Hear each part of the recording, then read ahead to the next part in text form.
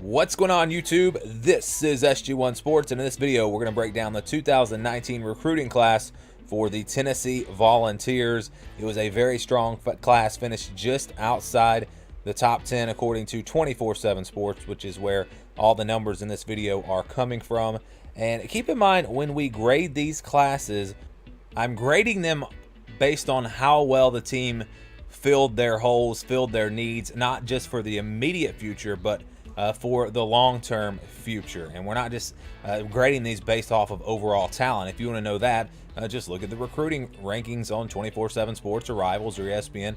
That's already done for you. And I thought ESPN was really lazy. I saw them grade the recruiting classes, and they just gave everyone in the top 10 an A, and then the next group of line of teams, they gave them a B plus and then a B. I mean, I'm going a little bit more in depth than that. We're really looking at how well the team did based off of what they need, not just the overall talent that they recruited. So hopefully that makes sense. And it seems like some people are having a little bit of trouble understanding my way of grading these classes. So anyways, we start with the players that have already enrolled at Tennessee. And you see Wanya Morris, a 5-star offensive tackle. They also had a 4-star athlete who is a very high 4-star. They added a 4-star wide receiver, a 4-star safety, and a 4-star all-purpose back, Eric Gray. Perhaps he could be the next Alvin Kamara at Tennessee. And again, all 5 of these players are already enrolled and on campus, ready to go through the spring. They also had 5 more players that are enrolled early. So they landed 10 early enrollees, very solid. A 4-star cornerback, a 4-star tight end, a 3-star pro-style quarterback, a 3-star cornerback, and a 3-star offensive tackle.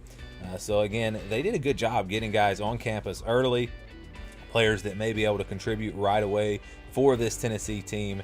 And 10 is a pretty high number based off of the other teams that we've done so far. Now let's look at the players who have not enrolled, but they have signed and they are ready to roll at Tennessee in 2019. Just won't be going through the spring.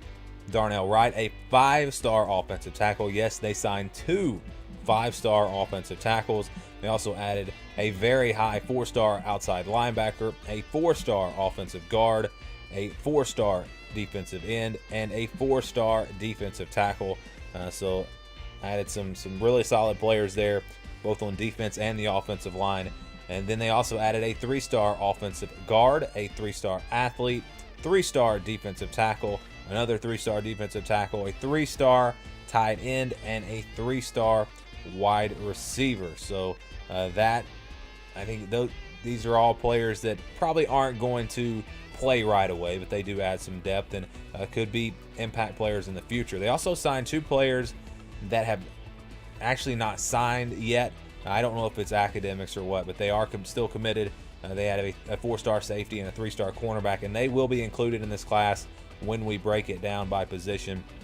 Again, usually that's the case when you see these guys listed, but they have not signed. It's usually academics, and they'll maybe have to sit out a year or maybe even go to a JUCO or something like that. Again, I don't know the case for these 2 players specifically. So Tennessee, what did they need? We start with offense.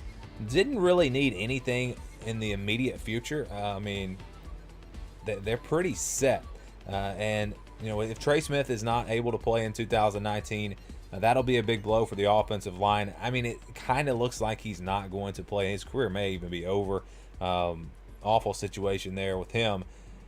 So they could use, you know, maybe a couple of guys on that offensive line that are ready to go right away. Some impact players. They have, you know, everyone that started last year is actually back. That ended the season as a starter. So they're in good shape. They got experience on the offensive line, but perhaps could use a little bit of a boost just in overall talent. So that's maybe an area where they needed immediate impact.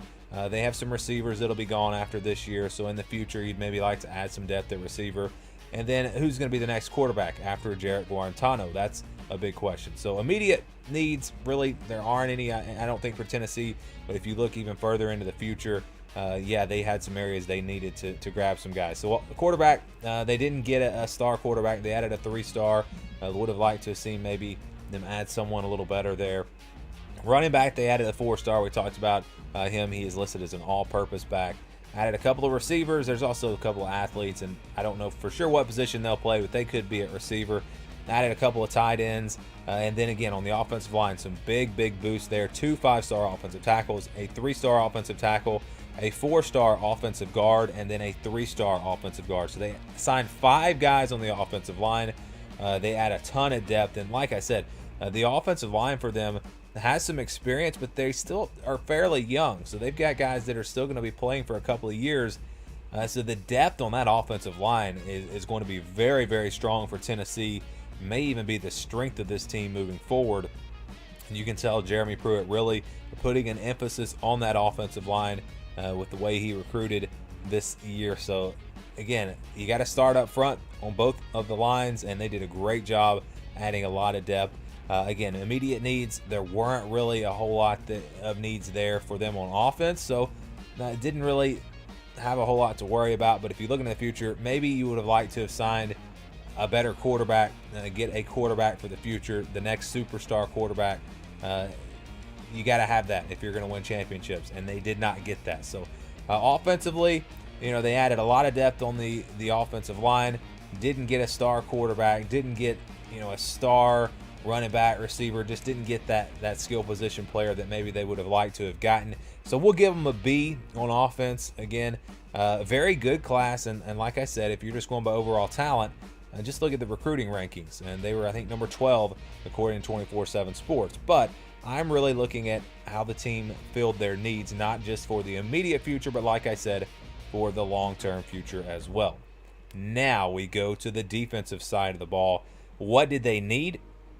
They needed immediate help in the front seven. Defensive line, linebacker positions could have really used some guys there that maybe could step into the rotation right away.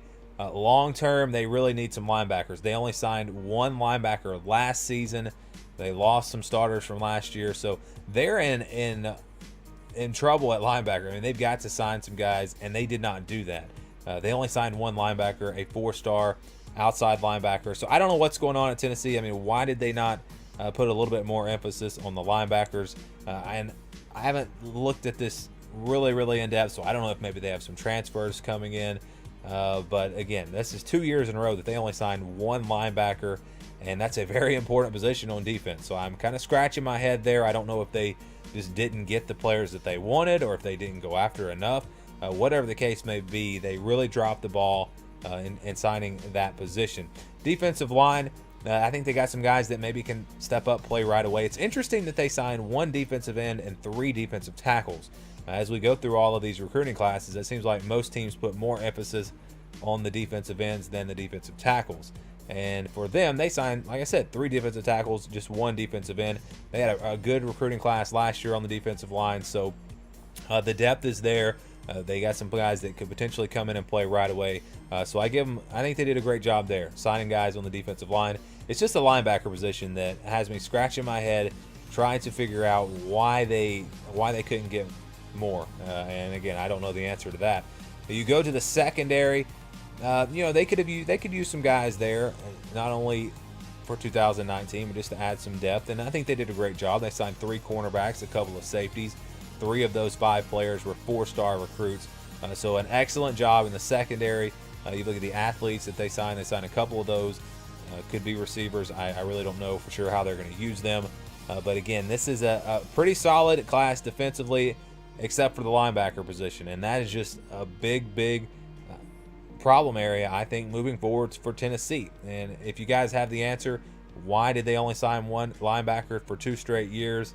Let me know, because sometimes I miss some things, and if there's something that I'm missing, please feel free to let me know. But that to me was the big blunder here. So I'm gonna give them a B, just because they did really well at the other positions, and we'll say overall this class was a B. But just looking at the talent that they signed, and you look at those guys on the offensive line, of course this is a great class. It's a top 15 class, and I think Jeremy Pruitt has things headed in the right direction at Tennessee.